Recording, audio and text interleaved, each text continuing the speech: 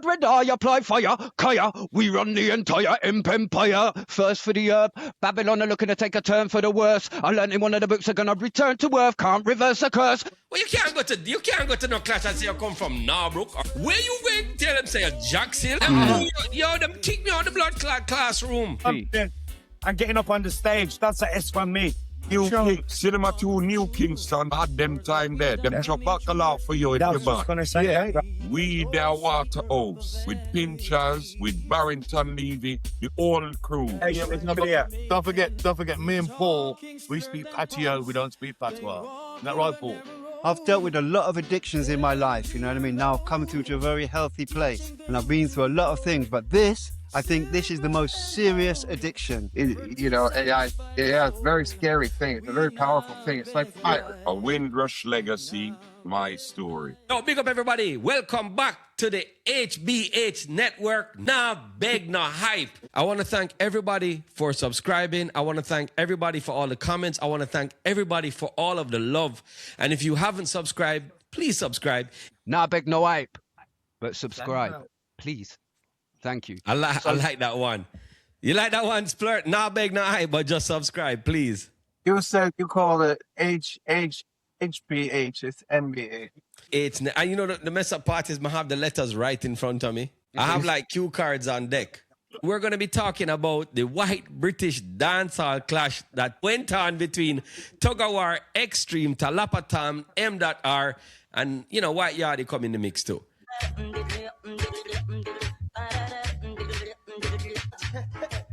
Hey. No witchcraft, don't make me shout. Watch it. You said Dominic Paper Boy John. Bad tune. Look how many Paper Boy John. You said Dominic Paper Boy John. You said Dominic. I'm getting up on the stage. That's a S from me. Yeah, because Sting, Cinema 2 New Kingston had them time there. Them chop back a lot for you in That's the what I was back. going to say. Yeah. Right? Yeah.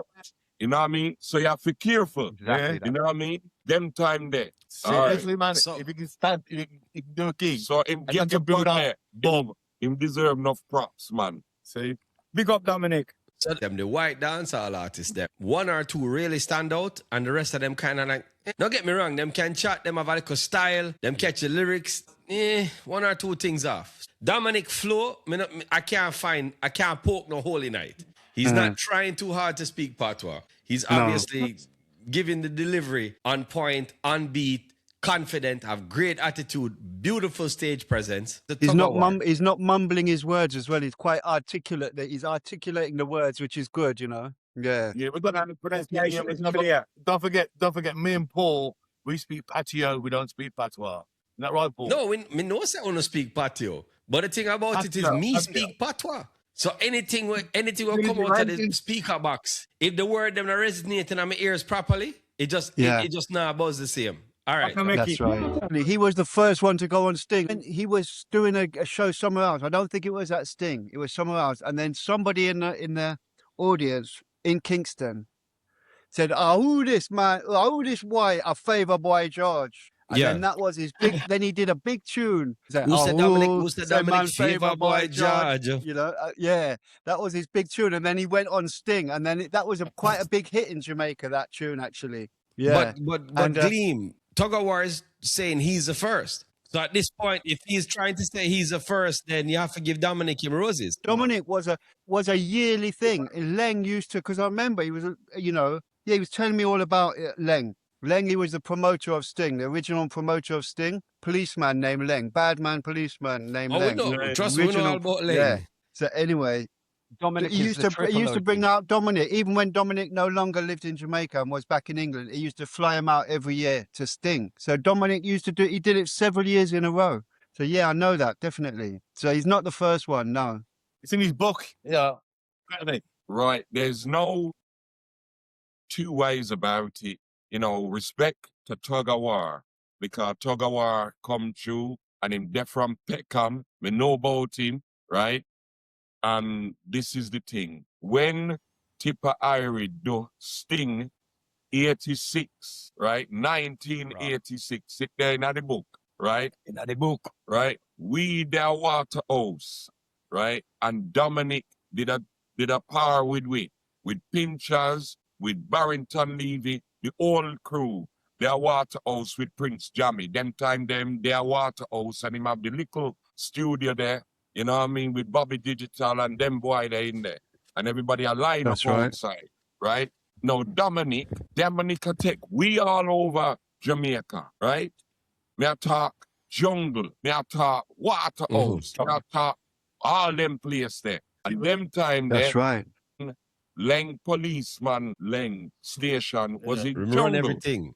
Yeah, Run right. everything, man. And Leng did a run Sting. And Leng fly we over to do Sting. Yeah. Right? And a power with Bailey.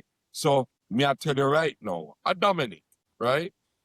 Because Yeah, Dominic did exactly. a power with the Saxon posse from London. Because Dominic at that Yeah. time, before he go to Jamaica, Dominic was a journalist. He was a journalist. All right. That's right. Yeah. Yeah. He was a I remember that journalist. now, yeah. So, may I tell you right now, big respect to Tuggawar, but Dominic are the first. Be sorry about Dominic come first. Original. Yeah. Yeah, look, John, look. That's Yeah. the book. It's in the book. Fresh Legacy, Past, Present and Future, a one-day national conference. This conference explores the rich heritage, cultural impact and evolving future of British reggae, tracing the journey from the Windrush generation to the digital era, including free workshops developing British reggae as a global brand, sound system, dancehall culture, marketing, promotion, funding and the next generation. Hear from pioneer artists, producers and cultural leaders. Refreshments and Caribbean food on sale. Tickets start at £15 from skiddle.com and wheelerstreetproducts.co.uk. Sunday the 29th of March. It's in the book. It's a Yes. different generation, though, isn't it? Really, it's a different generation. It is. Well, It is. You talk out a It different is like generation. bubblers versus What do you dancehall. mean? Yeah. Tuggawar and Dominic. Yes. Two different time era. Tuggawar is no. Corgi, James, Beverly Jungle, Rima, Seaview, Broadmoor. What do you say? You know it's Corgi, come on. You know what I'm on ya? What me on ya? Come here, go pick up all the farmer. So never plant the jojo, he have a banana. Smoke me loaded. Yo!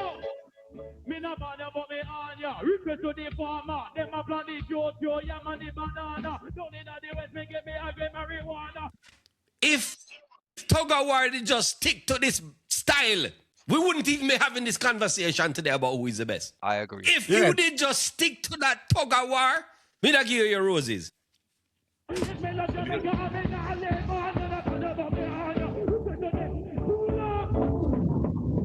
For me, he's he's full of energy. Maximum respect for him to getting up there. Is sitting on the rhythm quite nicely as well. You know what I mean? Which is very important to sit down on the rhythm the correct way. You know what I mean? And but the other thing is in dancehall now, the tone of the voice is very, very important. You know what I mean? You have people like Shabba and Bounty Killer. You know, obviously that deep tone, but it's not always the deep tone. You have like other people and having that unique sound and your unique flow. So everybody from, you know, Tiger or everyone's got their little quirks, their little style that they put in. Voice. So, you know what I mean? A is a question mark over is tone. That is very, good DJ, good artist, good for getting up there, good flow, good sitting down on the rhythm. Only question mark, I'll have to hear more of his music to hear his tone. You know what I mean? Dominic was the first. Yeah. Maybe there might have been somebody before, but them never really shine like a diamond like them youth there. So it's kind of crazy how you get a little fame, you get a little clout, you get a little forward. Man, them recognizing you at the gas station. You can go downtown Kingston and man, them would break bread with you, bonus spliff and thing. But the whole time your ego just get fed. Yeah, well, the cool thing was the whole thing that sparked it off. Obviously, tug of war, and obviously in dancehall culture as standard, clashing is a thing. Whether it's DJ clashing or MC clashing, it is a thing. Two sounds come to war, and it's in the culture, embedded in the culture. So tug of war literally saw other white DJs come out or MCs, and he lit the fire. He lit the fire and said, "Nah, I'm not having this." And his main culprit that he went against was MdotR.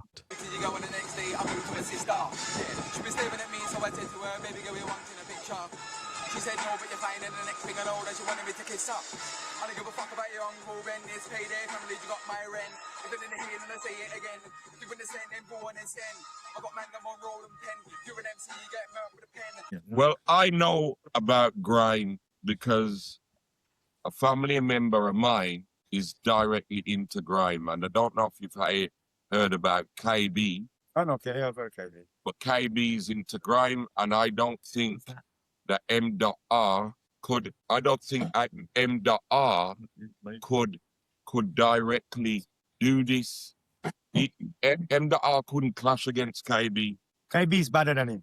KB's a different kettle of fish compared to MdotR. You get what I'm saying? KB would murder it. So you got people like Safwan, you got people like Skepta, you got people like that, and they're not in the same league, but in his own league, he's bad. You know what I mean? Right, and that's the league we're talking about, because this is this league we're talking about now with all of these guys on it. So that's, yeah. And we, at the same time, want to give them, all of them, a lot of respect, you know what I mean? Yeah, because of course. for putting their heads above the parapet, it's not easy, putting yourself out there and... Making knockbacks and carrying on. Listen, man, I'm telling you, it is so hard to be an MC or a musician or somebody who puts their feet on stage. You know what I mean? Look at Eminem. When it comes to rap, I don't think there's anybody that can beat Eminem, right? And I'm being honest. You have Busta, right? Me know Busta, me know a Wally for them. Me meet KRS-One in New York. Them guy the bad. Me meet Snoop when me there earlier, yeah? But what you've got to remember is that when Eminem come through, he had such a different style and a way of holding the beat. Because remember, you have to find space within the beat. Yeah. That's definitely accurate. And if you can't find your space within the beat, right, you're going to have problems.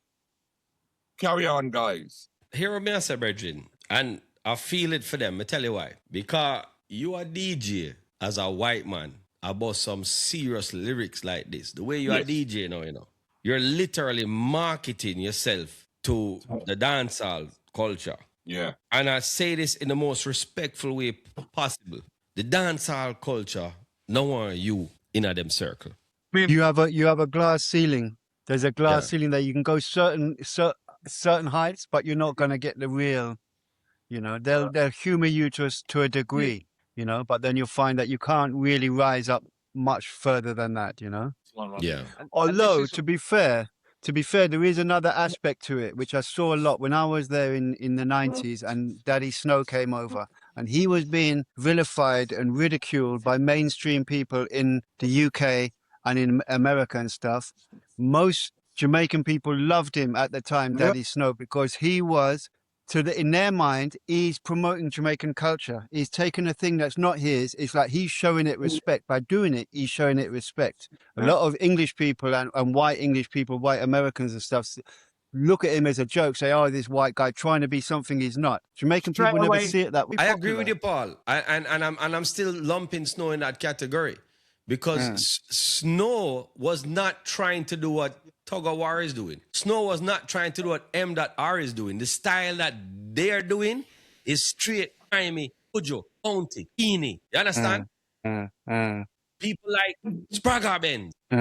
Here comes a white guy from England trying to go in that circle. No matter how, and I'm looking at this from my personal experience, growing at George's, when you take a pen and you're beating on the desk, and you boy, run come up in a me magnum, boy. Come talk to me. Disrespect me, Sivy last. Your life disappear. And I want them ton. And I tell them if you're this Narbrook man, them in your problem. Well, you can't go to no class and say you come from Narbrook or are you where you going to tell them say a Jackson? Them kick me out the blood clot classroom. No matter how me look, I look so. And them still push me out the blood clot class. It's something about that environment that is extremely hard for a white man to break into. And it's terrible. But Snow had a sing style. Snow had a sing, and Snow came out with a hot song. Yeah, Informer, you know, said that is Snow, and You know what I'm gonna say? I had to look up the lyrics. I didn't know what the hell he was saying. Apart from Licky Boom Boom Down, pops, right? I know. We don't play that shit. But you know, you gotta remember that there's prejudices in everything. Yeah.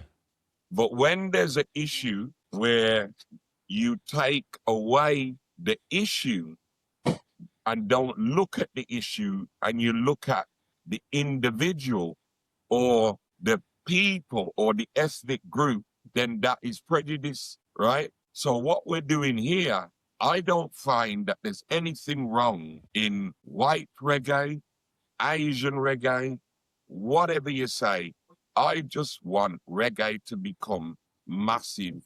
And the only way that it's going to become massive is unity. Is unity amongst everybody. It's similar to when black people came to the UK, right? They had white people, Irish people, yeah?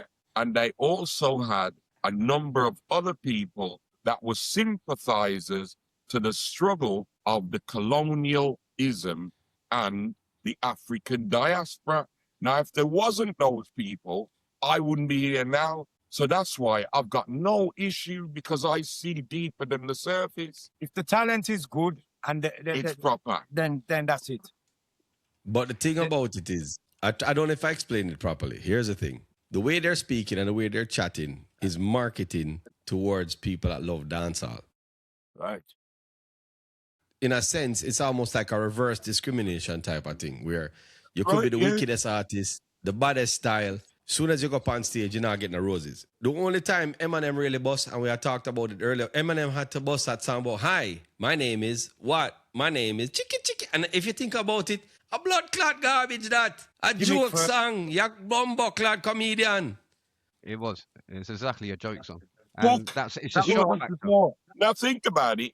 Eminem. Well, he had to, you know, it was a disarmament song. So once they let that through, and then he started to come with the other stuff, and then he got into the more. You always got to start with a hit. Life is easier as a musician when you start with a big hit record, you know, because everything opens the doors, and then you come out with your sad songs and your serious songs and all that. That's how it works. You know that it worked better for you.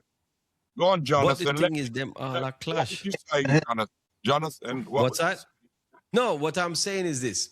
I almost feel like, because I saw the prejudices firsthand, and I'm kind of guilty of it myself. Maybe it's a tribal mentality, because it's not like I gave MdotR his roses. It's not like I gave Tuggawar his roses. It's not like I gave Sean his roses in the 90s. I wouldn't know, it was so far back then. It's just so weird. It's almost like dancehall culture, dancehall music was almost like an elite club.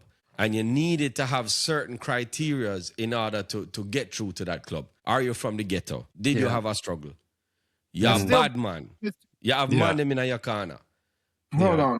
And from you fit them criteria, you're going to have it rough. Yeah. Yeah. But I'm saying what you're saying, what everybody's saying is right. Because if you look at when Saxon MCs came along, it's only when Papa Levi bust with Me God, Me King, when it was licensed label, that he got flowers from Jamaica, because they didn't realize that Papa Levi was a British artist. You understand? Yeah, now, Irie, the same thing. Then this Saxon crew grew. You understand? So there's... It's true. And there is a glass ceiling for them as well. There is a glass ceiling for them, you know, for that, because they're English. You know what I mean? And there would also be a separate, and it's almost a separate issue there, that there would be this invisible glass ceiling for white dancehall artists as well, to a degree. Yes, we can't deny that. No. We can't deny that. So I grew up listening to dance on the radio. I came from a upper middle class family, I guess. We had a house and carpet and whatnot. And, you know, I was just a kid in New Jersey tuning on the radio, and I picked up the dancehall station, and I studied it from the age of 9, 10, or whatever. I loved it. I learned it. And I didn't know anything about Jamaica. I was just but I got my first chance to go to Jamaica, and I was very nervous to speak Patois. You know, I knew it, but so I was walking down the lane in the grill, and one guy said to me, he said, "I missed everything. You know, wait, what do you want? I got this, I got this, I got this." And I started to speak a little Patois. I said, "Wait." He said, "Can you DJ?" I said, "Yeah." I said, "What's your DJ name?" So I said, "Country Star." That was my first DJ. So I said, "Country Spang, wicked name that. Country Spang, give me a little chat." And so I started to do this stuff, you know. And I knew it deep, you know. I was listening to Tiger and Supercat and all that stuff. And I remember I started something like, you know, they went crazy. And I was afraid. I was afraid people wouldn't like me. I gave me everything free. Started handing me beer, bring all his family around. Everybody wanted to meet me. They put me on a stage show right away, next day. So it's not like Jamaica is they love me in Jamaica. But I think I guess the issue is how far are you going to take it? Maybe if I was commercial and started making a lot of money, people are going to say, "Oh, what's this? And then you get more problems. So I started to grow dreads. I had long blonde dreads, like almost down to my waist. And I'd be walking around New York, and then maybe African American would say, "Oh man, I'm kill you in Jamaica, them kill you bumbleclad with them dreadlocks." And then I got the opposite in Jamaica. I'm around the Nyabingi and the Bobo dreads and everything, and everybody's bringing me. Let me give you some advice. You see the Jamaicans living in America, or the Jamaicans born to Jamaican parents in America, and no disrespect to them, and even the ones maybe in UK too, don't listen to none of them. Them just jealous say they are Jamaica and them not in Jamaica with you. Yeah, simple as that. You know how many Americans I meet? Like, what do you mean parish? I said, okay, you don't even know what parish you're from. You tell me, say you're Jamaican, but you don't know what parish. Then you don't listen to them. I get more hate from second generation Jamaicans living in America than anybody else. They hate me till them can't hate me no more. They want to thump me in my blood clot, mom. I never say nothing like it. Oh, then you get a fight from Big up Lee. You know who the blood clot you are. Don't come in on my face again. Simple as that. Go on. Then you get fight from, you know, other white people because it's like, are you authentic enough? Oh, they're not really like you in Jamaica. Oh, you know, they just like you because you're a novelty. Oh, you know, so you get all this kind of fight. And you really just want to make music, you know. And then you realize there's a lot of pop in the music business. Who gets what? Is it okay if you make money? If you make more money than the next guy, they're hating on you. And everyone's fighting over crowds and fighting over this and fighting over that. You know, it's just a whole lot of nonsense. But I don't find that there's any issue in Jamaica. I guess there is a ceiling. I mean, it's like maybe I was a novelty and they like the novelty of it. And how far can you take it? Are you going to go on Sting? You know what I mean? If like you were like really good, like Eminem of dancehall, how far could you go with it? You know, and there really isn't that because there's a language barrier. You know, no matter what, if you don't come from Jamaica, no matter how hard you try, you're not going to have that level of power. Well, I mean, the ones that you've had are gentlemen from Germany who's been very successful, and probably the most successful of all is Albarosi.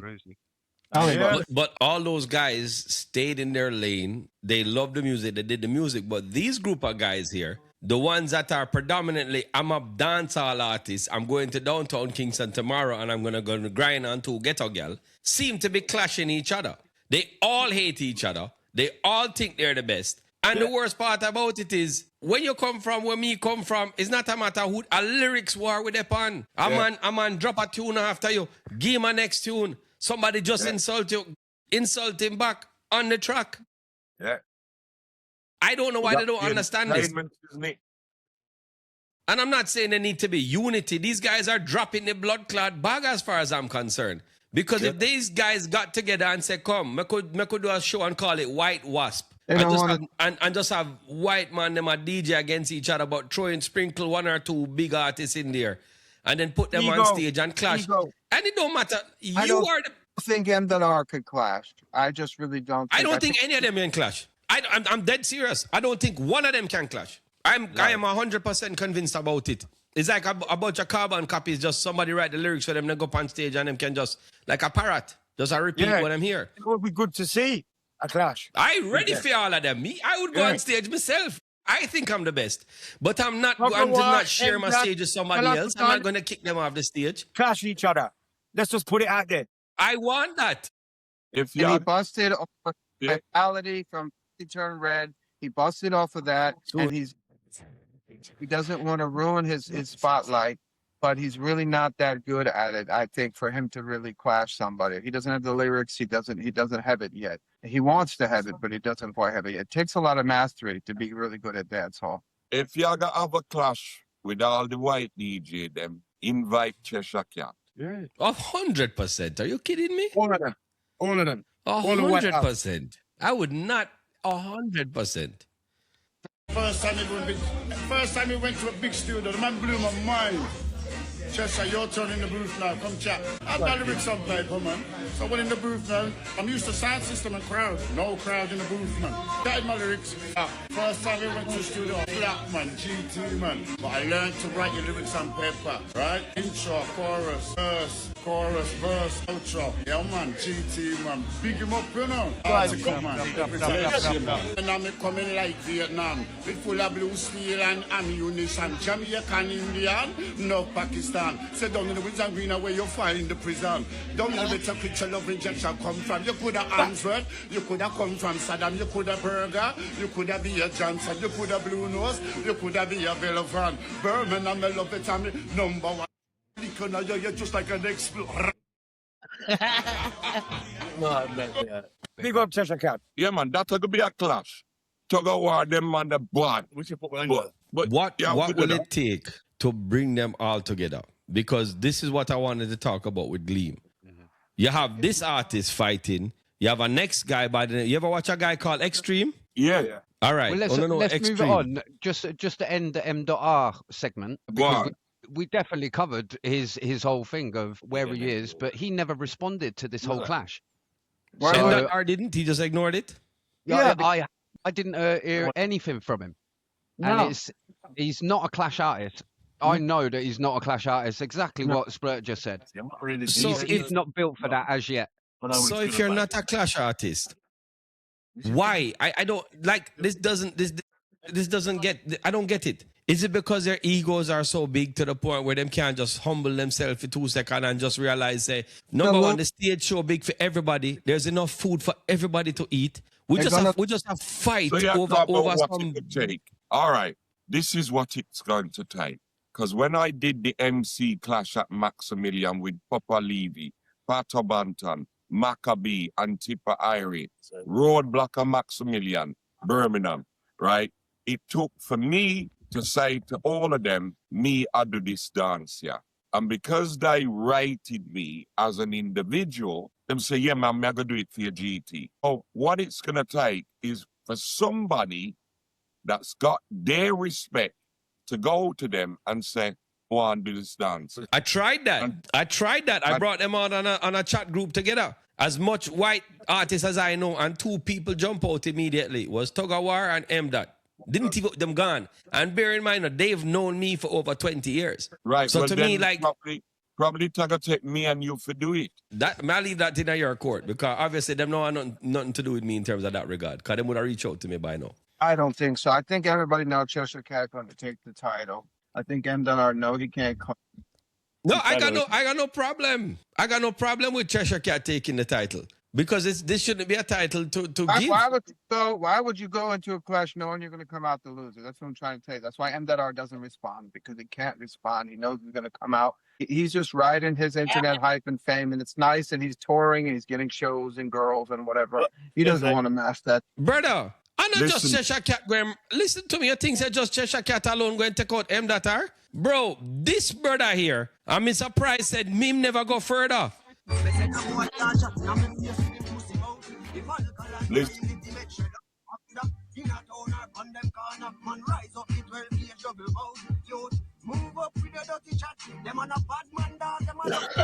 John, I'm sorry.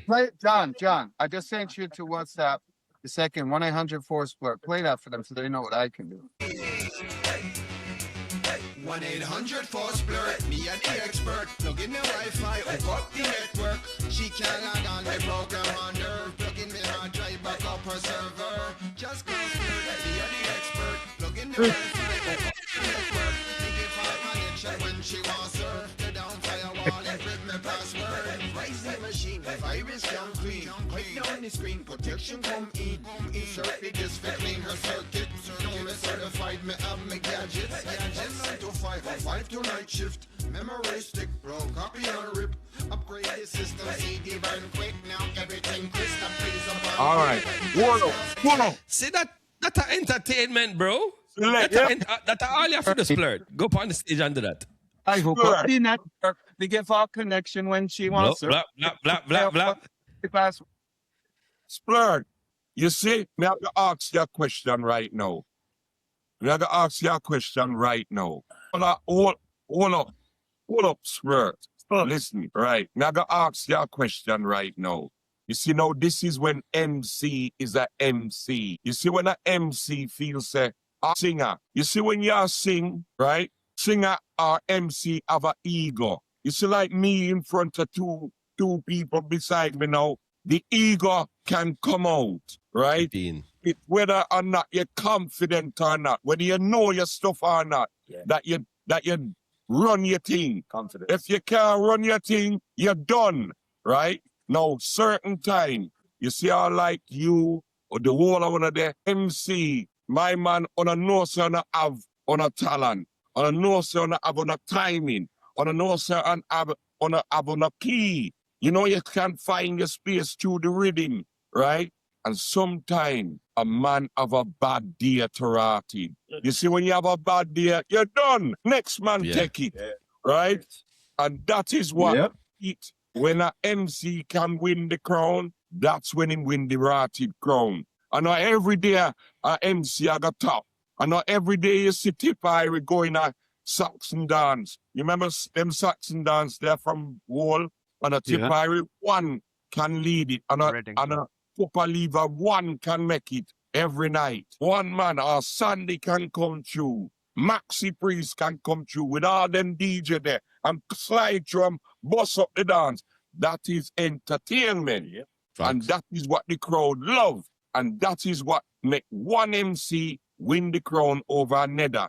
So when you talk about them MC a clash, me I gonna look on one of them MC and say, so how good are you if you can stand up against a next MC? And defend it. Defend your turf, defend your style, because it's about style, it's about turf, it's about what you have that the other MC don't have. Yeah. And you might have to make it a yearly thing then, so that if anybody have a bad day, they can come back again. Yeah. Because as you say, if you one man win, is not necessarily that to say he's the best one for all time now, forevermore. He was just best on the day, just for that day. That's right. So you just remember. As an artist, I remember when I used to write tune and I used to DJ. And anybody tell me for DJ, me not care where me there. Me just a drop a tune. And you have to be that prepared and that ready. There you go. I've never, and it's kind of crazy because it's like, I'm the type of person, and not to talk about myself, I can take any song and twist it up. Just like how Merciless did. Step right up, call for Madden, before me ears start ring. Me friend, see the boy on the internet, I chat me news again. The fastest skin I go raise about 3 degrees. Anytime me blood clot trigger finger, the side fi squeeze. Cause when me 9 and Glock start sing, hurry, burn some boy skin. Guaranteed fi shot a guy. Your mother and go blood clot cry when me 9 and Glock start. You hear that? Them is hooks, right? That's 4 bars, 8 bars, 16, 32, whatever you want to call it. That is what music is about. Now, you remember Pato Banton come with Hello Tashka Tashi, ba, hello Tashka. Mash up the Lyceum. 3,000 people. Book. Done. Yeah? Hooks. Mr. Officer, I beg me not producer. Who sung that? Smiley Culture. All right. Smiley Culture. Same thing again. Yeah? But me just puzzle. This thing just puzzled me. I never seen nothing like this in my life. It's like all of them just are, I mean, I don't know, me feel like say them just are like a pick me. Like them just can't be mature about the situation and realize, say, yo, rather than an ego thing, a money thing we're pre. Because if them can just unite, come together and make something, even just to pretend for one night. You understand? Uno could have make something bigger. Guys, so yeah, spotlight on them. I don't see what's wrong with that. Of course, because you're the best. That's relative. To somebody, Gleem is the best. To somebody, Splurt is the best. You have your fan, you have your circle. Them. If you're afraid, me, I got tea for your fan. I got news for you. My fan are your fan too, you know. Yeah. That's one thing we need to understand. Exactly. In a field culture, especially when you're dealing with this day and age where algorithm and numbers mean a lot. If you're not galvanizing these group of people, that the people who watch you, make him watch your friend and make him watch that, and then slowly grow together, another genre is going to come in, and next thing you know, say, reggae and dancehall is a thing of the past. We drop the blood clot. Well, this is what we have to watch now. AI. Yeah? Because a man that can deliver in his own back. Not off his own back, but a man can do it live. Might be a good writer in his bedroom, and him put an AI song together and bust up the place, right? Now, if you set a DJ now, yeah, when you have a DJ now, you can set a DJ, sing this song, or do that, or chat the lyrics there, and the DJ that can perform live, chat that lyrics there. And that's what AI is going to do. It's for me. Take the talent away from it. It's saying that. You're talking to the AI god in the bottom left of the screen, you know. Write lyrics for other MCs. Ghostwriters. Yeah? And because they've got their AI right now. I got vocals that I'm making that are not even real that sound better than anything that's out there right now. This is AI, bro. Super Yeti returns. Get me on a beat, so it's a banger. Two chat, two girls, same phone screen. Double. One type love, one type link up. Road for go like river bend. Swear. If you play both side end. Done. Two text, two flame, one spark. Ignite. Man feel sharp till gal play smart. If you double dip on one night right. You might reach out with nobody inside. Cool. When I buzz get gal a ping me. Tree blue take big vanish like ducky. Chop. Why you there? She a pro me route. Me share location, but me can't share true facts. Straight AI. That's insane. AI, I wrote and I dropped.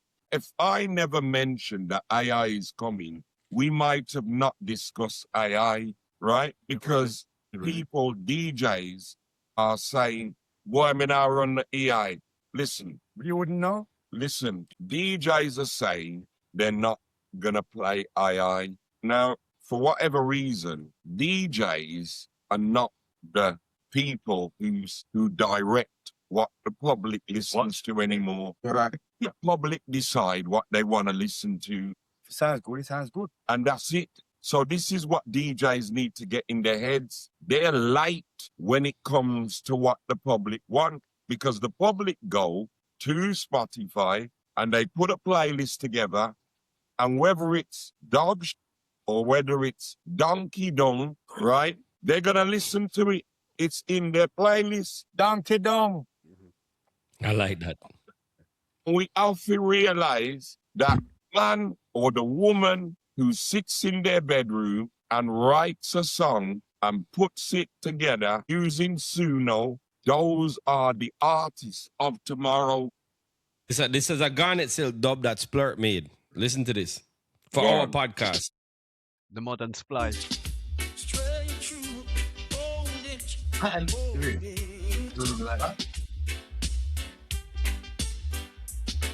Mic check, 1, 2. Words of wisdom coming through your speaker. No weaker, no Wow. Oh my God. Real tempo. Baz, what the hell, man? But you know, it makes me feel so uneasy, man. I'm not in support of all of this. I'm not. I know you're not. I know you wouldn't for. But the thing is, it's the future, bro. No, but who's talking? Paul. Right. Paul, can I have a conversation? Listen.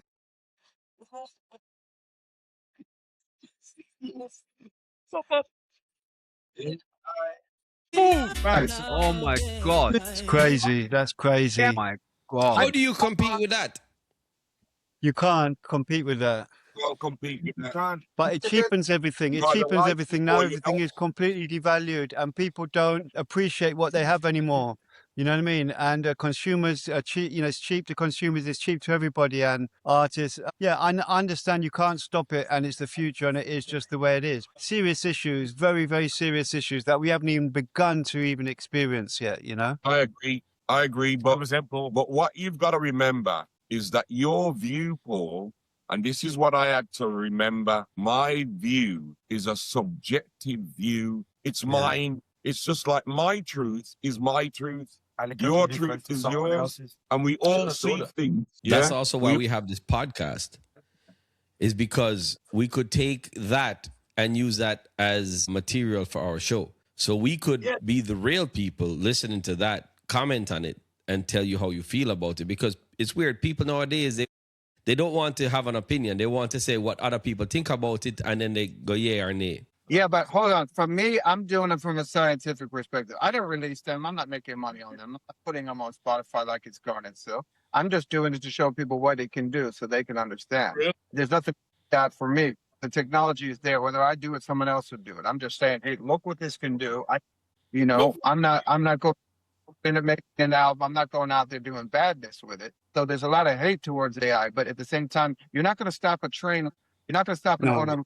You're not going to stop a digital camera. AI to better your set. I'm not saying it. I'm not saying it should be stopped, but I'm just saying that there's a lot of unintended consequences. Nobody intends to cheapen the music. Nobody intends to cheapen the artist. Nobody intends to cheapen art. That wasn't the intention, but that ends up being the unintended result. You know, it's good. Music utility a long time ago. It became like water, electricity, internet. You just pay $9.99 in music, and that was the beginning of the problem.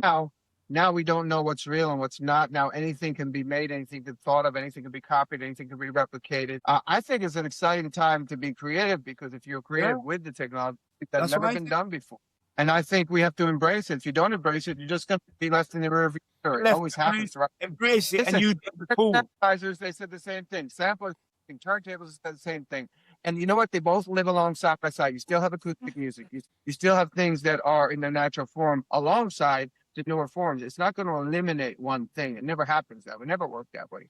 You still have an analog camera. You still have turntables. Until robots actually start playing the instruments. Well, then look at Paul Hussey. Paul Hussey gets paid transferring tape to digital, because there's not many people that actually know how to use the equipment anymore. Those old machines that we trained up on, Yeah. So there's like a rush to get all of that stuff done. They're already here. You know, we're not far away from doing that, but I don't think it's going to stop people from wanting to see live people play music. I don't think it's going to. The thing, it's just going to create another entertainment on top. So somebody might say, "Yeah, that's not my thing. I'm cool, but I like acoustic." Remember that electrified music, amplified music was the end of music because they could reach larger audiences. So the acoustic people said, "That's not fair.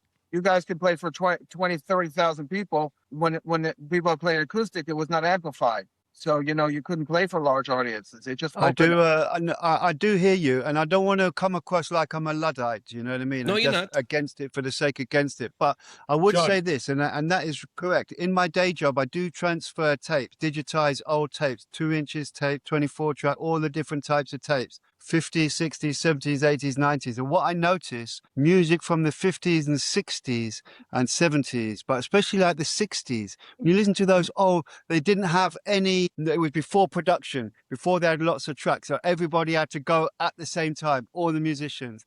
Plus all the musicians, they didn't have like social media and all the rest of it. There was no phones. So the musicians, what I noticed, the standard of musicianship generally at that time was much higher than it is now.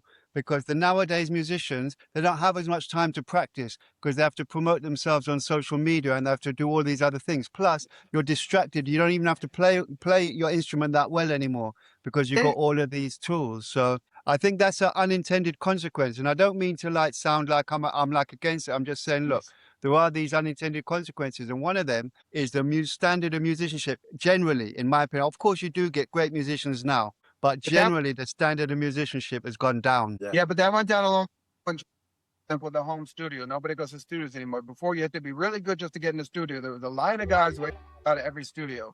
a technique. Yeah. So Dammys, they always had a line of guys trying to get on, chatting their lyrics outside. Be good to get studio time because it was expensive. The tape was expensive. The engineers was expensive. Now anybody can make music with a home That's studio. right. Yeah. And Yeah. because there's no gatekeepers, you can put it out without a record label. So anybody. But the good side is that there's kid out there that's genuinely talented that doesn't have the resources and the connections that can get exposure and get in. That's right. But That's right. you That's know what I mean, right. man? Yeah, I've yeah. heard versions that he's put out, right? This is AI. That's it. AI. Nice. No way.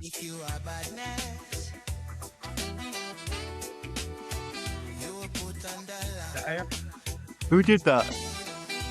You. You put his song in there and Put it in there, use Did his it? vocals, use the rhythm as full. It's rhythm stuff. It's just it makes it's it. insane, man. It's So insane. from a producer's perspective, they love it. It's playing. Cheer him up. I love it.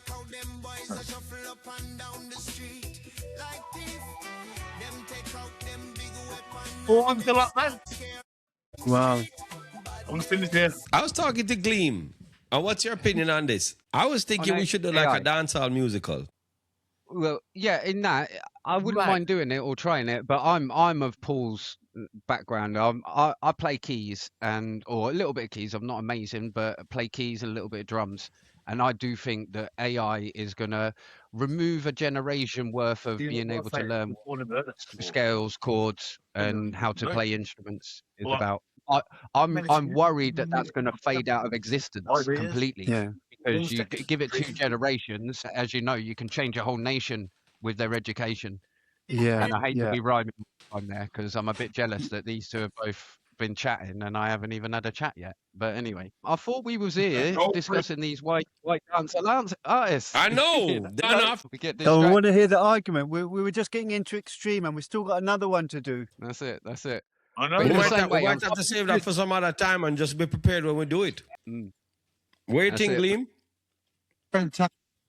But the way I look at why they won't clash is because MdotR is like a social media thing. He's enjoying his fame, and I don't think he wants to expose himself in a clash because he's going to come out a loser. And I don't think it's realistic to have these guys clash. They're all in sort of different lanes and different places in life. Things are not unilateral. You know, everybody's coming up differently. Some through media, some through. You know, I just can't see them clashing. Like I can't see that happening. But you know, But for the love of the genre. Yes, I John. think they should. Love The for the love of the culture. music, I think they should. For the culture, for the unity, you have to understand, because it's like if you're not going to unite and if you're not going to find a way to come together, because obviously you are in a unique lane. Your lane is, and none of these guys, I don't care how big or how viral they've gone, are not busting in Jamaica like they think they are. I think they're busting bigger in the head. I don't give a damn. I understand that, Semi, where a lot of people will say, yeah, I'm loved in Jamaica. And yeah, you can rock a stage show or something and you're, I wouldn't say gimmick. I'd never say gimmick on that, but it's a shock. It's a surprise. So everyone gets into it. As long as you're good, it's a surprise and everyone gets into it. But that isn't actual love from Jamaica. That is, yes, your track was good. That isn't. No. That's the only one that still goes hard in Boston. You're like, I will do Anything just, Yeah, the Marcia song. But they would. Only listen, one I've ever heard. Any maybe come around Collybods occasionally, but not really. Anything enough and Buju and all of them on that.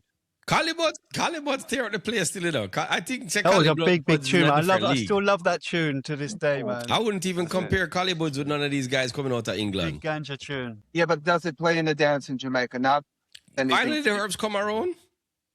You heard it? But we That see can the shall I- that issue can shall I with dance down easy? Collybuds and Snow and all of those people. They're not British. We're only dealing with the British ones here, It's the isn't it? So the British guys, yeah. Let's focus on that. Bermuda, yeah. All of that plays in Jamaica. They made noise in Jamaica. I see any tune by Tuggawar going hard in Yard. I don't see any tune by MdotR playing in Yard ever. I don't see any tune by Extreme. I don't see any tune by any of them doing their rounds in Jamaica. in the regular dance Yeah, halls. but it's also, it's not just because they're white artists, it's because also that's, as Grantley was saying earlier, is a prejudice against British, because Jamaica's the number one thing. So a lot of British artists, reggae artists, very, very good. They would never bust out in Jamaica, unfortunately, because there's been so many good artists.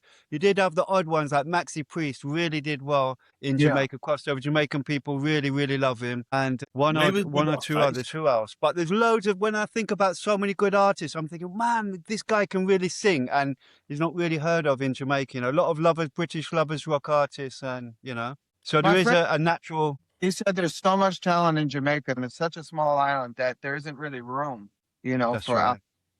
That's right. That's one of the reasons. It's not just they don't care. It's just a hard place to break. It's got its own rules, you know? Yeah, exactly. Planet Jamaica. Yeah. Talent comes from struggling. But it boils down to how is your delivery and what type of style are you doing? Tuggawar, Extreme, MdotR, these guys are DJing as if they went to school in downtown Kingston. Yeah. And you're trying to sell a beef patty to Jamaicans, but you make this beef. How are you going to take a beef patty or you make and try to sell to Jamaicans? Yeah, exactly. Now, the other artists that go super viral, we're not addressing the elephant in the room. A lot of reggae artists that look white, or many of these white artists like, you know, Ali Campbell, Collie Buds, Gentleman, people like that, they're not marketing only to the people that like dancehall. They have a certain style to them that can encompass all of reggae music. They're going to listen to that in Hawaii. They're going to listen to that in Papua New Guinea. They're going to listen even to beyond that reggae, even beyond reggae audience. And that's a difference. Me, I can only relate to myself. When I had my video go viral, cussing out people in a Jamaican accent, getting millions upon millions of views, I said to myself, yeah, I can must a dancehall album now. Yeah. People in my watch me now, yeah, me good. Come to realize many of those millions of views came from Ireland. Many of those millions of views came from England. Many of those millions of views come from all over the world. So when you as a dancehall artist come on stage and say, me I go do your mother this, me I go ram this, ram this, do this, do that, bend over, turn over, go this side, left side, right side, back side. Guess what? They ain't gonna listen to you in England. They ain't gonna listen to you in Hawaii. They ain't gonna listen to you in Papua New Guinea.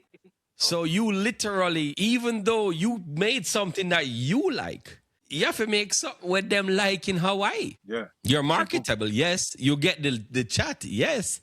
You can definitely do it, and they all can definitely do it. And as a unit, if they just figure this out and stop being so blood clot egotistical, maybe they can bring their forces together, and rather than fighting over hundreds of thousands of dollars, you can fight over millions, maybe billions of dollars if you made a proper industry. But none of us are really doing that. It's always me better than you, and me I go run the thing. Well said. Now, this is why I'm doing a conference. Can they hear me? Yeah, isn't it? Yeah. Right. This is why I'm doing a British reggae conference, because if we don't join together, it's done. People don't understand it. Exactly the point you just made about joining together. No man is an island. But you've got to be educated to understand the whole process of what's known as multiplication or compound interest. Yeah? Because if all of us decide to push this channel has got a better chance of survival than if one of us push it. 100%. Exactly. Definitely. Exactly. That's why I encourage Danny, if you want to make a t-shirt and sell it, make a t-shirt and sell it. Pops, whatever you want to do, promote your things. Splurt, promote your AI stuff. GT, what you have? Gleem, what you got? And then bring it as a unit to say, this how we team, this are the umbrella. Because this is the future. People are going to play this in the background and just, what these jackasses have to talk about today. Granted, I would have loved to talk about the dancehall beef. Push your book. Wait, say. Right. What it's about is a conference. That means a talk just like how we're talking here on the British reggae music industry, and the workshops are dealing with the issues that we're talking about right now. And this is what, I know it might not work straight away, but what it has to do, it has to start the process of not segregating reggae or British reggae and allowing British reggae to distribute itself to women, distribute itself to white, Asians, Chinese, everybody, because that's how we can then say to festivals, we want a British reggae stage. And that way, it's likely to work better. Whether AI comes across or not, it's going to last because you're getting the creativity going in any direction. And that's what I think we need. AI might actually help something that you're trying to do, because what I've noticed AI is doing to people is I'm hoping people would go online and realize everything you get on the internet, chances are it's fake. And then we need to connect as human beings again. That's my only hope. My only hope is every time you log online and hear something, you definitely can't believe it. But if I hang out with Paul Hussey and we're having a rum at a rum bar, that's real. You cannot replace that. Yeah. And some lettuce. With that too. But you know, this is my point. It's gonna cheapen everything. It's like, so now you don't even know what to believe anymore. So now it's like so confusing. Everything is just kind of got a little bit messed up now. Yeah. So yeah, you're right. This is a way to get back to what is real. It's going to produce a reaction. It's going to produce a reaction. You know what I mean? And that's why I have to go back to the, original instruments. Yeah, original instruments from ancient times, to this time, and just get back to that, I think there's a lot of fear around AI. Yeah. Look, There's a lot of scaremongering, when it can be used as a tool in your arsenal. I think the real issue with AI is they don't like the deep fakes. They don't want to be fooled. And the idea that somebody can fool them, they're very opposed to it. So I think there's a lot of against AI. I'm actually kind of against the backlash because a lot of people are using AI very creatively, especially disabled people. Mm-hmm. And myself, disability because I have ADHD like John. And when I'm programming music and I got to do hi-hats one at a time and I got to do sidechain compression and I lose track of the song. And so for me, AI has been really liberating because I'm able to focus on my ideas and not worry about the process as much. So I don't think it's a bad thing, but I think the idea that someone can press a button can do right now and generate a very good quality song without any effort, any musical knowledge, yeah, it's dangerous. I mean, we're opening Pandora's box. There's no question about it in many different industries. I mean, it's, AI is a very scary thing. It's a very powerful thing. It's like fire. You know what I mean? Burn down a house with it or you can use it. That's also, exactly. Think about it like this too. The movie industry, forget music, the movie industry is going to get screwed. Because there's going to be a day where you're going to pick up your phone and you're going to say to yourself, I want to watch a movie. You know what? I want to watch a drama. I want to be the protagonist. I want this person to be the object of my affection. This is how I want the story to go. And then boom, bam, through the magic of the internet, they will literally give you a whole movie. So there's something called adaptive generative AI. And then pay attention to this.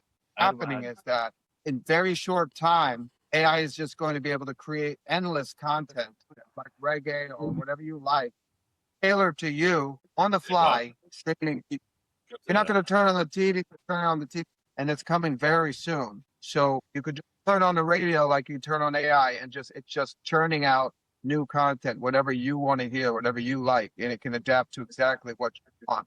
And that's scary too, because Hollywood, it's more than just being able to make. Now, right now with Seed Dance, you can make CGI effects. You can make Star Wars level film right now. Anybody can do it. A few $100s in credit. They're doing it right now in China. But what's the new wave is the adaptive content. And you're going to basically just to get fresh stream content that's coming right up from the ether, right from to you. And it can be used against people. You can create fake news. You can brainwash people.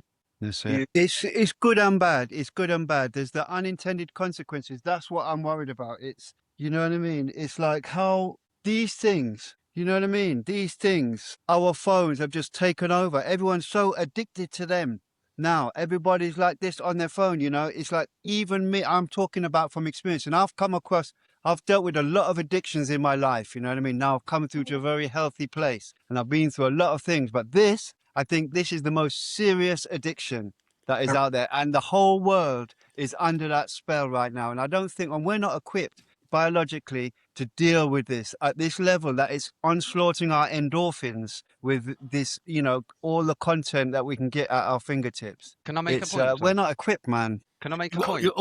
Also, you know, when you could go to a concert years ago, used to be people there all dancing. Now all you see is a gig, cameras, phones. Nobody talking anymore. I used Exactly to go, that. Yeah, there's no interaction. I used to be doing this, and it's Yeah. terrible.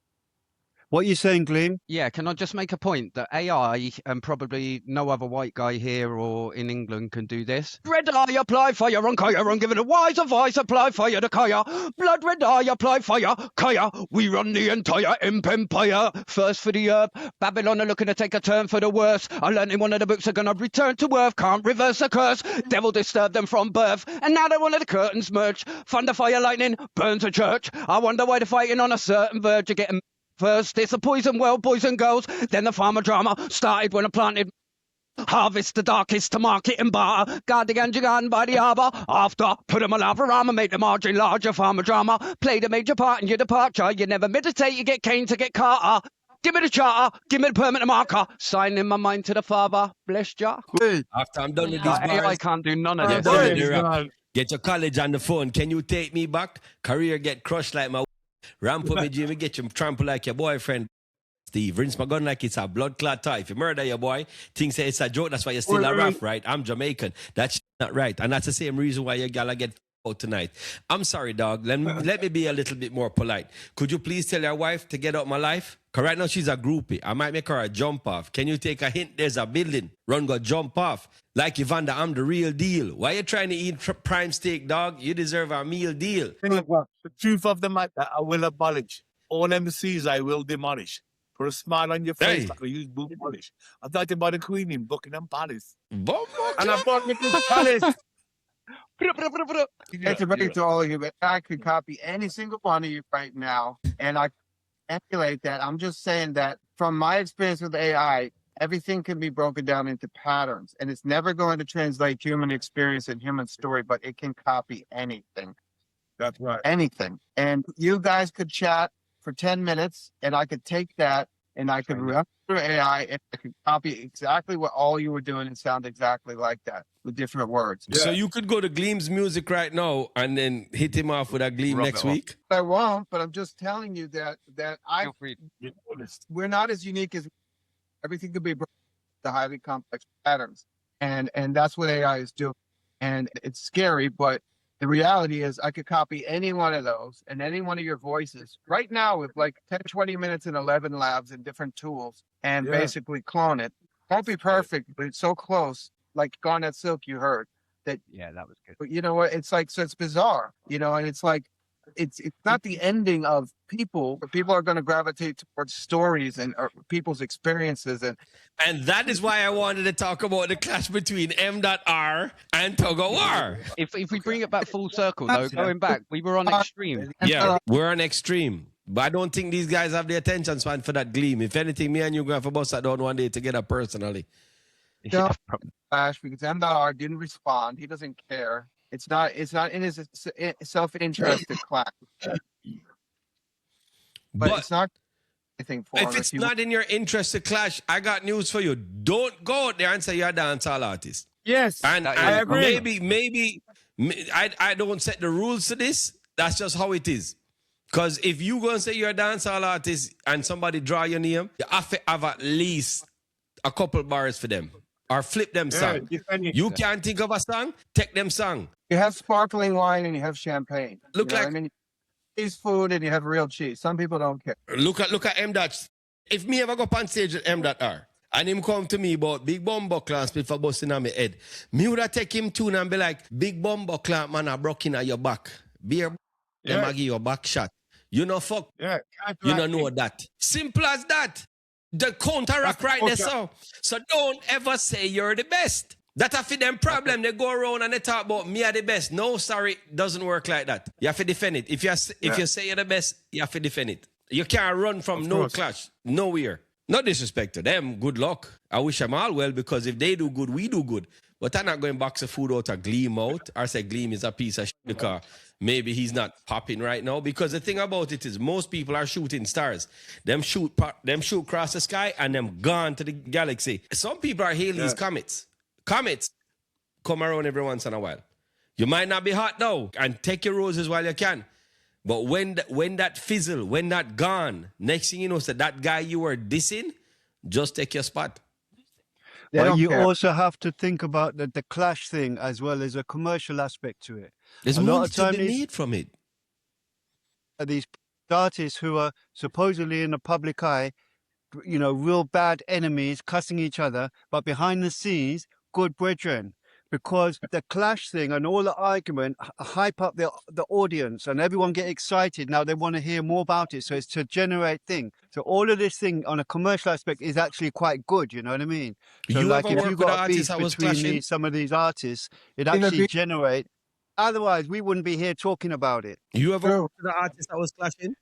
Pardon me? You ever worked with an artist that was clashing and who? At the time. You ever remember that? Well, I mean, you know, back in the day, I used to work with like Tiger and people like that before he had his motorbike accident. I did a big album, recorded and mixed a hit tune for Tiger named Beep Beep. But in those days as well, I worked a lot with artists like Papa San and Lieutenant Stitchie. I was a sound engineer. You know what I mean? And Lieutenant Stitchie and Papa San always had a little thing, who's the fastest and thing like that. And they were all very clashy. But good But brethren, Paul, you know what I mean? The thing about these guys When that they they need put back up in the studio, it's all lots of love and But you know all what I right, mean? here's something that these guys are missing. You ready for this? I don't care who's the best. I don't care who's the fastest rapper. I don't care if I suck. You know what I care about? That line at the gate that is paying them good money for coming in. Right. Pay for that ticket and go to the bar, drink some drinks and tip the bartender. So me not give a damn about your ego. Me not give a blood clap It's about your beef. actually a good promotion idea. If you put It's on an a show amazing here in promotion England idea. with that thing, with that vibe, with all of them artists there and Gleem, and with special international guests from abroad, we fly in Mad White Jamaican, I'll be you know there. what I mean? And put on Gladly. that show there, Grantley, you know what I mean? As any promoter, that's a good show, man. But then I can put my beef aside. Any beef me have, me no care. I'm not mad at you. I'm not vexed with you. I'm happy for you. Well, this is the man here. This is the man here. Do that, you know. Go take the baton and do something with it, brother. Give me a call and fly That's me what up. I'm Me saying. stay on Pop's coach, right back there, so. You see where that little flag thing I hang up, me just crash right there, so me not care. Just don't Right tell there. my wife. My blanket. Tell my wife, There's my say put me in a blanket. nice hotel room. Yeah, but what busted MdotR is the algorithm that busted him, because the algorithm is pushing it. Exactly.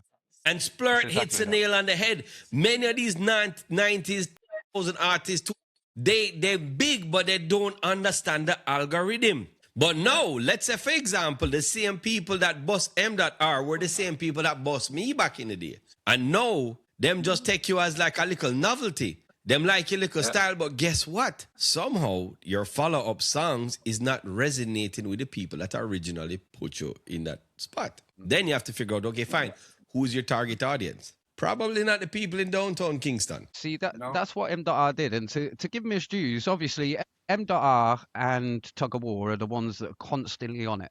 They're constantly putting out stuff, whether good or bad, I don't care. They're catching the algorithm. Yeah, so they're actually doing it because they're just consistently posting. And MdotR did that. He done Turn Red.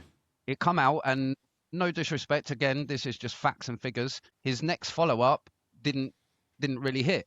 So then he come out with, he started on the Cook and Vibe thing. He done a reggae track just before that, Cook and Vibe for that. Then carried on and started branching into drum and bass. Now, I know his management and they're drum and bass heads. Or he's a drum and bass head. So it was a natural fit to get him into the drum and bass scene. And in all honesty, that would probably have took him more viral. But he's come back to dancehall, obviously. And I don't think he's hit it there. And he's come back to dancehall expecting he's going to get as much success as he didn't get there. And I don't know. This latest track was a more positive, because he ain't swearing his head off. He's not slack and this, that, and the other. And I've heard recently a Tuggawar one, which in the same way is talking about his past and his history, and it isn't as much as in your face, I'm going to kill you or something like that. You can bleep that out, sorry, once we thingy. But that is the vibes I get off of both of them. They're all aggressive in your face and slack. And saying words for the impact rather than the meaning. And see, that's the thing for me, like, you know, respect to all the dancehall artists, but that's the thing I can't really abide by, you know what I mean? The whole heap of slackness, you know what I mean? We're much more, you know, culture type, roots and culture, you know what I mean, above slackness. No slackness. Yeah, I've said it before on another podcast when it was specifically about MdotR, and I really do appreciate him in as much as he's put in the work. He's gone worldwide viral. You cannot knock him for that. You cannot knock him for even getting up to that level. As an artist, I know artists that have been kicking at it and kicking at the door, even touring all around pubs and everything, and haven't even got a quarter amount of virality or fame or money that he would have got off of the back end of that. When you take another culture and embrace another culture, I don't think he's actually a culture vulture of what they all say. I don't think anyone's really a culture vulture from what I've seen, especially in this white dancehall clash. He loves the culture. And again, you can say that Jamaica would love him. But when you're taking, or in my head, when you're in His Majesty's house, you take your shoes off and you have respect, because if you imagine these are getting played in dances, and it could be elder people, and especially the elders. The elders don't want to be hearing about pom pom and all this all the time. The elders are there for the roots and for the love and the harmony and peace, that what I believe is the true essence and message of reggae music. Yeah, and obviously going into the dancehall, that's where the slackness starts breaching in. But I truly think that myself, I would have such a guilty conscience if I come in, or let's say if I go over to India, go into one of their palaces and just start peeing on the wall or something. That's how I see it. Or walk in dog poo and just walk it all around and then just walk back out again without cleaning it up. That's how I see it. It's leaving a stain rather than progress. So in a way, it's a question of respect in a way. We don't really take them serious. I mean, I don't. We'll be talking about MdotR. There's no longevity in his music. Same. All of them. Anyone who uses it just for slackness. I mean, there are, I will say that Extreme and Talapaton are not as much. They do have some harsh lyrics. I wouldn't put them in their class. There's something different about Tuggawar and MdotR. Tuggawar, I'm going to give him his roses. He's been at it a long time. He did prison. 100. You know this guy went to prison in Jamaica? You know that, Pops? He was with Sean Paul's dad in prison. Yeah. Sean Paul's father was actually serving a ticket for a suspended license and heard him chatting in Jamaica. Yeah. But I don't know. It's a tough one because it's like, I feel like he hasn't grown as an artist personally. I feel like his style and pattern is the same thing you hear from the early 90s. And many can say the same for me. So I don't want to take you guys up too much longer. Wife looking at me says she have food and everything ready. Yeah. It was a pleasure having you all in. Sorry this was very haphazard. I assure you I can make magic out of this. I've worked with worse. You know, if you want us back on anytime, man, just link us up, man. I'm happy to come back on anytime, man. And good to see your face, Uncle Paul. I don't see you no more, man. I love you, Danny. I've got to come up and see you guys, man. Those were the days, eh? Those were the days. Remember those days? So here's what I think we should do for next show then. Okay, because obviously this is a learning experience for everybody. We're trying to figure out the whole podcast thing. We have all the equipment and everything. We just need to get the right formula together. The key was to talk about the clash between MdotR and whatever, the white thing, which is still a good thing. Yeah. If anybody has a story that they want to talk about, like let's say Paul Hussey has a story about a studio artist one day, that'll be nice to talk about, our pops, and you know what I mean? Yeah. That'll be good. And we have to try to stay on topic. We can always add what we need to add in terms of our promotion, our books, or what we have going on, but relate it to the conversation. Yeah. That's what I have two conversations here. One. Well, that's what I was saying in the group chat, you know. We can speak about other branches of stuff, but let's stick to what we intend to talk about, you know, the topic. No, I had everything set up. Look, you don't even understand. I had presentation ready to go and everything on my side, you know. Then sorry, Gleem, man. We you know. This is how podcast is supposed to be. Yeah, it's all good. I got to chat twice. I'm fine. My ego's fulfilled. I'm fine. I don't care about these other lot. I'll slew them. Wait. Slew them. Gleem. I gotta show them this. Do I have the audio sharing here? Let me make sure I have the audio. You guys have to hear this. I'll finish it. No, let me not look at this. You guys gotta see this. This is no joke. You gotta see this. Bang. This is what killed the clash, but nobody heard about this one. Straight white and white guy. Go suck on the mama. Suck on the mama. Go suck on the mama. Bamba clot donor. Think a normal white man this man. Everything pussy clot dead man.